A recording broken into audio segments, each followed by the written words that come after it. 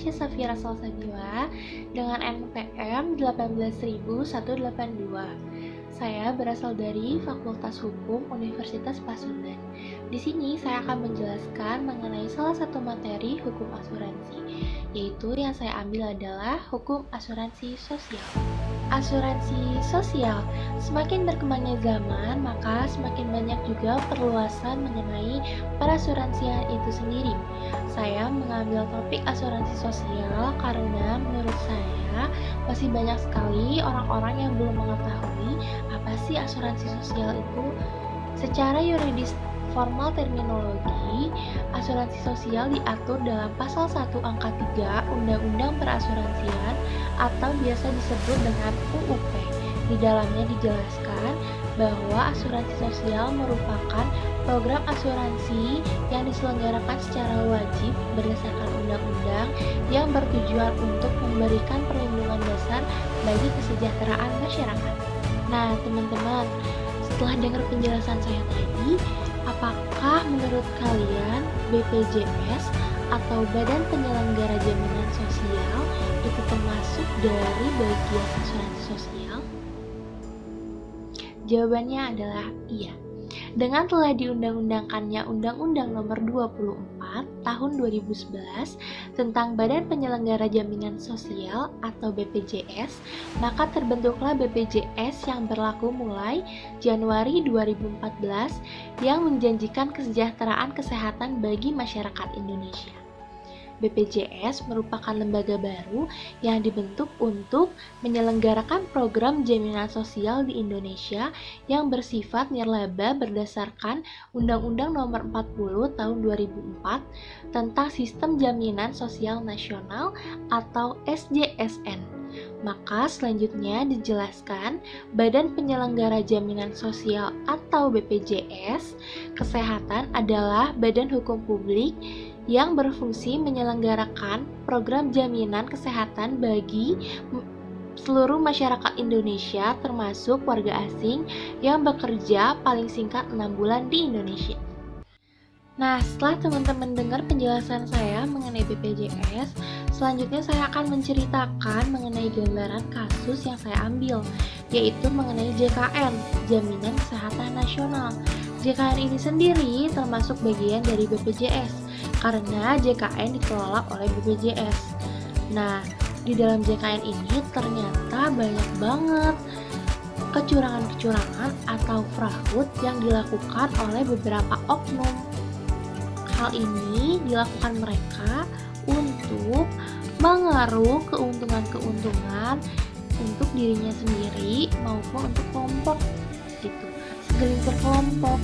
Nah, padahal mereka nggak tahu kalau hal-hal yang mereka lakukan itu mengenai kecurangan atau fraud dalam JKN, dalam program jaminan kesehatan nasional ini dapat merugikan negara Indonesia. Karena pasalnya mereka itu melaporkan apa yang tidak sesuai dengan kenyataan aslinya. Maka dari itu, kalian sendiri aja bayangin, kalian sendiri aja dibohongin kan merasa tercurangi, merasa bahwa dirugikan. Ya gimana negara pun sama. Jadi apa yang dilaporkan masyarakat, peserta JKN-nya, petugas-petugasnya mengenai obat-obatan dan fasilitasnya itu ternyata tidak sesuai dengan kejadian pada lapangan. Nah, setelah mendengar cerita gambaran singkat kasus saya, pasti kalian teman-teman berpikir deh, apa aja sih kecurangan atau fraud yang biasanya terjadi di JKN ini atau di BPJS ini. Sebelum tahu contoh-contohnya, saya mau ingetin jangan kaget dan jangan ditiru ya teman-teman. Pertama itu ada memalsukan status kepesertaan untuk memperoleh pelayanan kesehatan. Misalnya, saya itu pergi ke dokter, terus status kepesertaan saya itu BPJS, padahal sebenarnya saya bisa tidak menggunakan BPJS. Supaya apa? Supaya saya dapat mendapatkan pelayanan kesehatan dengan biaya yang lebih terjangkau. Padahal saya sendiri itu sanggup untuk bayar di luar BPJS. Kedua, itu memanfaatkan haknya untuk pelayanan yang tidak perlu dengan cara memasukkan kondisi kesehatan. Misalnya kayak saya itu cuma demam, tapi saya bilangnya kalau saya itu tipes. Terus saya pengen ngeklaim BPJS atau JKN saya. Kayak gitu. Padahal dua hal tersebut itu bisa memperhambat orang yang semestinya dapat pelayanan yang sesuai dengan kondisinya. Itu cuma gara-gara kita memasukkannya. Dan itu kan kayak merugikan ya teman-teman. Itu nggak boleh ditiru. Selanjutnya ada memberikan gratifikasi kepada pemberi pelayanan agar bersedia memberi pelayanan yang tidak sesuai atau tidak ditanggung. Nah, jadi ini ngeri banget sih, ini soal materi. Karena siapapun mungkin akan tergoda kalau udah bersangkutan dengan materi. Selanjutnya ada memanipulasi penghasilan agar tidak perlu membayar iuran terlalu besar. Ini banyak banget. Sumpah ini banyak banget. Karena contohnya pengusaha yang udah berpenghasilan 10 juta ke atas, bahkan 50 juta ke atas per bulan, mereka memanipulasi penghasilannya dengan bilang misalnya hanya dapat 3 juta per bulan agar iuran yang mereka bayarkan untuk jaminan sosial ini tidak terlalu besar. Teman-teman, ini nggak baik karena masih banyak yang membutuhkan posisi tersebut gitu. Selanjutnya juga ada kecurangan yang bisa dilakukan oleh petugas BPJS Kesehatan, yakni melakukan kerjasama dengan peserta atau fasilitas kesehatan untuk mengajukan klaim yang palsu. Jadi mereka itu melaporkan sesuatu yang tidak sesuai dengan kenyataan di lapangannya agar dapat klaim. Contohnya mereka bilang mereka lembur, mereka klaim dong ke pusat, padahal sebenarnya mereka udah pulang jam 5 sore. Itu nggak benar ya teman-teman. Dan terakhir itu memanipulasi manfaat yang seharusnya tidak dijamin agar dapat dijamin. Ini benar-benar takut banget. Contohnya kalian dikasih obat, bilang manfaatnya itu bisa meringankan demam kalian, tapi ternyata obat tersebut malah memperburuk demam kalian. Itu ngeri kan teman-teman? Jadi jangan ditiru ya. Gimana teman-teman? Setelah kalian dengar contoh kecurangan atau fraud yang dilakukan segelintir oknum pada program JKN maupun BPJS, tanggapannya gimana? Ngeri ya teman-teman? Jangan ditiru ya, karena itu adalah perbuatan yang dapat merugikan negara. Selanjutnya saya akan menyebutkan beberapa identifikasi masalah yang saya tulis untuk kasus yang saya ambil, yaitu kecurangan atau fraud pada program JKN. Pertama ada, apakah aspek hukum yang timbul pada kasus yang saya ambil? Kedua, bagaimana akibat hukum maupun tanggung jawab dari pemerintah mengenai kasus yang saya ambil, yaitu kecurangan atau fraud pada program JKN.